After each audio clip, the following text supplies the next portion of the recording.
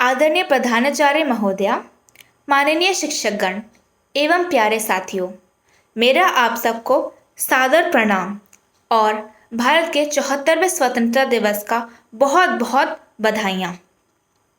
जैसा कि हम जानते हैं कि 15 अगस्त का दिन हर भारतीय के लिए एक सम्मान और गर्व का दिन है। 15 अगस्त सन 1947 को हमारे सभी स्वतंत्रता सेनानियों और क्रांतिकारियों ने अपने जान की बाजी लगाकर हमारे देश को ब्रिटिश साम्राज्य से मुक्ति दिलाई थी। ये दिन हमें उन्हें याद करने का मौका देती हैं, क्योंकि उनके कारण ही हम अभी शांतिपूर्ण और खूबसूरत जीवन जी पा रहे हैं। यदि हम स्वाधीनता का केवल राजनीतिक अर्थ लेते हैं तो हमें लगता है कि 15 अगस्त 1947 को हमारा लक्ष्य पूरा हो चुका था। उस दिन राजसत्ता के खिलाफ संघर्ष में हमें सफलता प्राप्त हुई थी और हम स्वाधीन हो गए। लेकिन स्वाधीनता की हमारी अवधारणा बहुत व्यापक है। इसकी कोई बंधी बंधाई और सीमित परिभाषा नहीं है। स्वाधीनता के दायरे को बढ़ाते रहना एक निरंतर प्रयास है। 1947 में राजनीतिक आज़ादी मिलने के इतने दशक बाद भी प्रत्येक भारतीय एक स्वाधीनता सेनानी की तरह ही देश के प्रति अपना योगदान दे सकता है।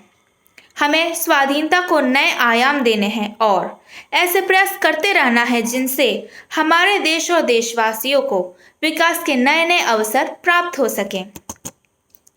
शिक्षा का उद्देश्य केवल डिग्री या डिप्लोमा प्राप्त करना नहीं है, बल्कि सभी के जीवन को बेहतर बनाने की भावना को जगाने का है।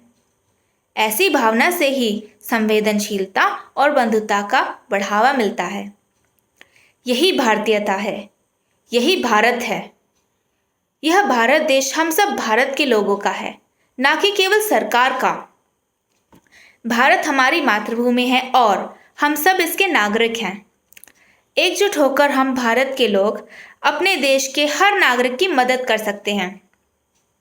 एकजुट होकर हम अपने वनों और प्राकृतिक धरोहरों का संरक्षण कर हम अपने ग्रामीण और शहरी पर्यावास को एक नया जीवन दे सकते हैं।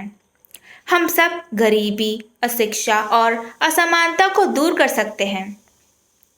हम सब मिलकर ये सभी कार्य कर सकते हैं और हमें ये करना ही चाहिए। हमारा देश हर दिन अलग अलग क्षेत्रों में एक नया अध्याय लिख रहा है, जैसे सैन्य ताकत, शिक्षा, तकनीकी, खेल और कई अन्य क्षेत्रों में वो हर दिन एक नया आयाम लिख रहा है। आज भारत चंद्रमा और मंगल तक का सफर तय कर चुका है।